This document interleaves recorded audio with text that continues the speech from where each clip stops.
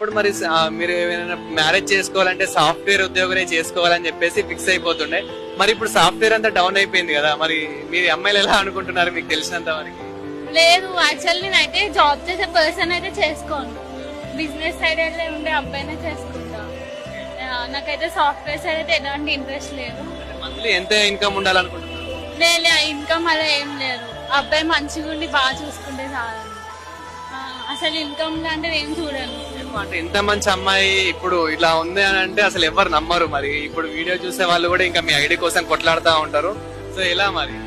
లేదన్న, experience matters కదా, so అలా ఎక్స్పీరియన్స్ అయి చెప్తున్నా. సో అబ్బాయిల జాబ్ ఇవన్నీ కాదు, అబ్బాయి వాళ్ళ ఫ్యామిలీ రెస్పాన్సిబిలిటీ తీసుకుని ఉండి అమ్మాయిని చూసుకునే అబ్బాయి అయితేనే బెస్ట్.